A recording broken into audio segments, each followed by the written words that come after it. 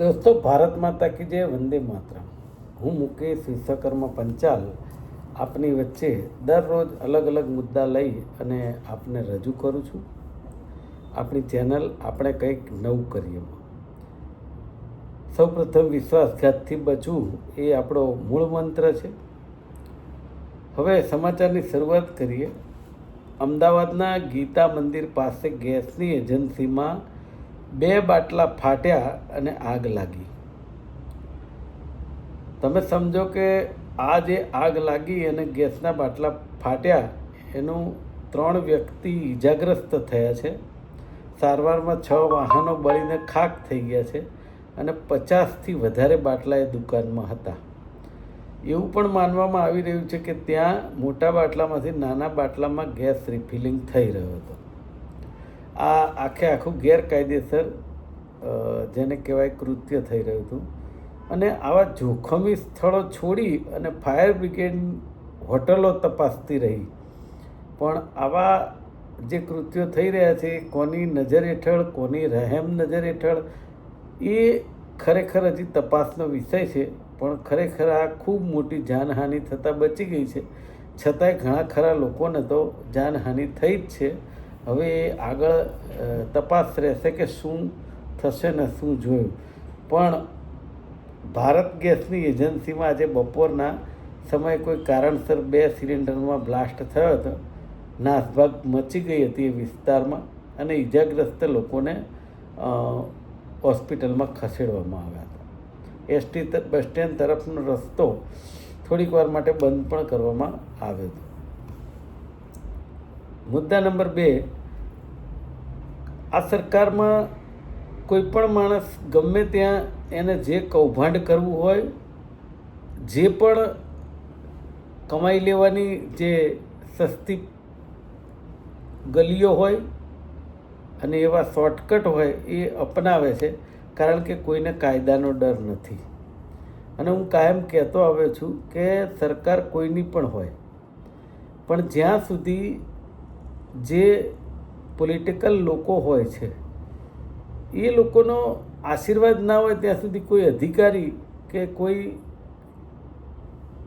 Contractor કોઈ કૌભાંડ કરી શકતું નથી.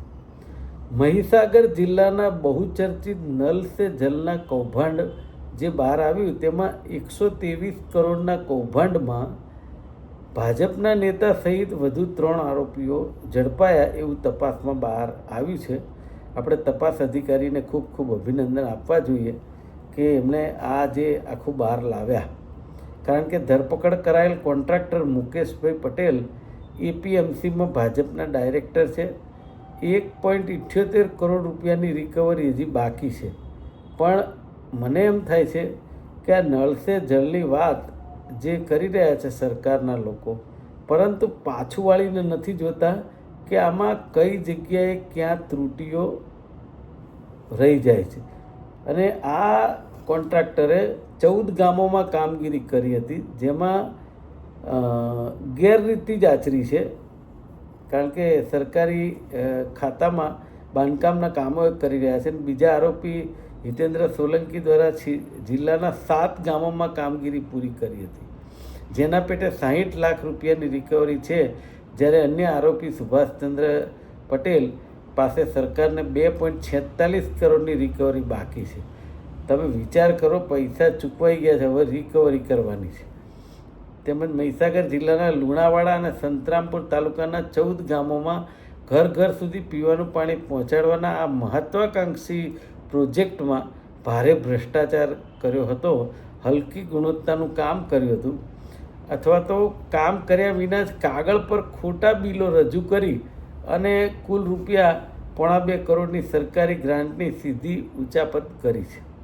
હવે આ એવી વસ્તુ છે કે અત્યારે ઠેર ઠેર આવા કૌભાંડ અધિકારીઓ, કોન્ટ્રાક્ટરો અને પોલિટિકલ લોકો એ મળી અને કરી રહ્યા છે કે જેટલું જેના હાથમાં આવે એ લઈ લેવું.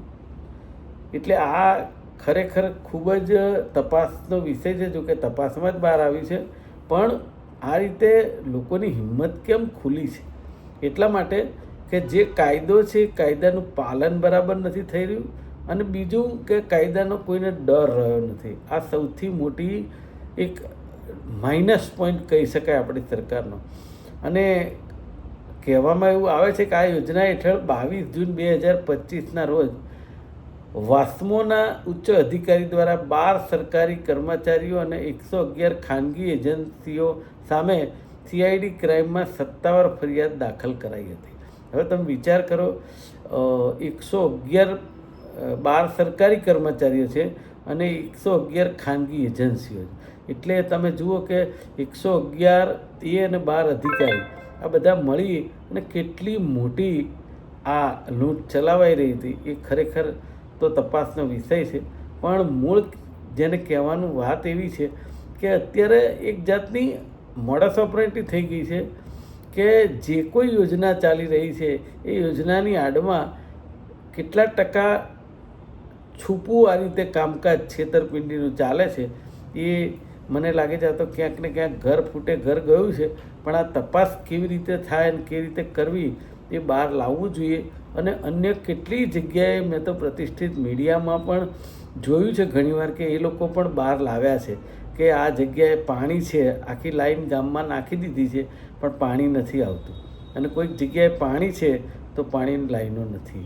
એટલે આ જે નળ સે જળની વાત છે ને, બધા એના માટે ખૂબ મોટા પ્રચારો કરે છે, પણ એ પ્રચારોની સાથે સાથે એમણે કહેવું જોઈએ કે આવા કૌભાંડ પણ અમારા દ્વારા થઈ રહ્યા છે જે ખોટું છે, આવું કબૂલવું જોઈએ. આજે બસ આટલું જ. આપનો ખૂબ ખૂબ આભાર.